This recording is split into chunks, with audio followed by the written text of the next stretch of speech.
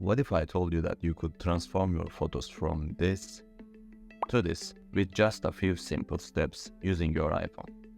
It might sound unbelievable, but it's quite achievable. Today I'm going to show you exactly how to do it. I'll walk through all the iPhone features that will instantly elevate your photography skills and help you capture constantly great photos in under 10 minutes. If you are new to the channel, I am Erkut from Tech, and what we do on this channel is simply talk about tech without bullshit. I value your time and mine, so I don't intend to take both from us. So in this video I'm going to talk about 3 secret iPhone camera features and how you can use them correctly. And trust me when I say this, the last one is going to blow your Instagram likes, so stick around for that. And to really show you the effect of these tips, I'm gonna put 2 photos side by side and let you see the difference we are making. One of them is without using the tip I gave, and the other is going to implement these tips. Makes sense? So let's dive into it. The first tip I'm going to give you is about how to make objects in your photos appear larger by positioning someone in front of them. See, this method is extremely undervalued and so much people doesn't have an idea about it. It breaks my heart, and this is why it's in the first place. So this photo is from my trip to Prague, and apart from the beauty of the cathedral, we can say that the photo itself is not really good. We wanted to capture the grandeur of the cathedral from a fireplace, but it looked quite small and unimpressive compared to reality. And since we didn't know how to use the camera properly, the results were quite poor. So after using this tip, the photo looks extremely different and impressive. Now you can see cathedral behind me, and my posture and even my face looks even better and close to real life. Remember, in these pictures there are no photoshopping or playing with them.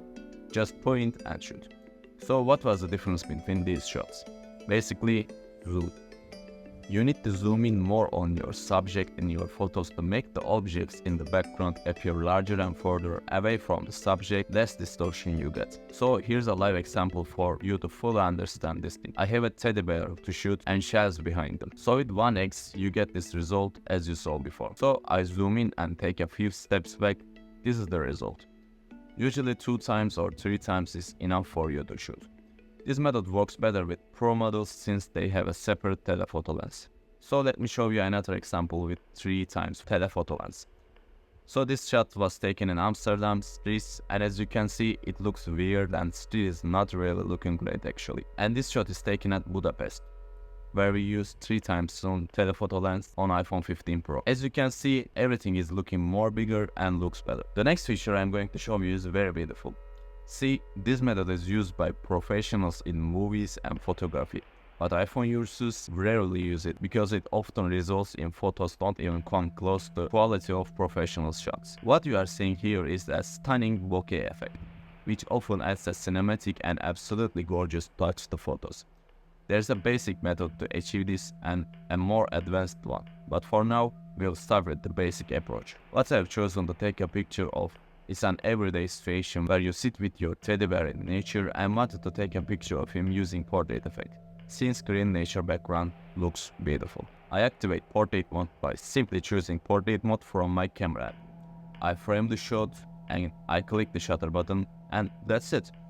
We ended up with a pretty decent looking picture with blurry background right here. See, you might have heard of portrait mode in the past and you probably used it, but did you know that you can actually alter the effect to your liking? Meaning that you can make that background blur even more intense or weaker, depending on what you like. Now let's try it out at maximum effect to show you the difference it makes. I'll drag the slider all the way to the left and take the same shot. Good. We'll take a proper look at this at the very end. There's just one thing you have to keep in mind that when using portrait mode. Another thing to say is with iPhone 15, sometimes you notice this F icon appears when you take people or animals photos. What this basically means that your phone collects the portrait data for you and uses the data after you shoot the picture in Photos app. You can change your photo with bokeh effect. So as you can see, I'm shooting my teddy bear in normal photo mode, but as you can see, the F icon is on the left bottom corner. I shoot while the icon is visible. As you can see in the gallery, it's just a normal photo, but when I click here, as you can see, we can toggle to portraits. Click on that and your photo will change the portrait as you wish. So here is the difference between standard bokeh shot and altered shot. You can actually see how the light's bending with altered bokeh effect. After that, we got one more to cover.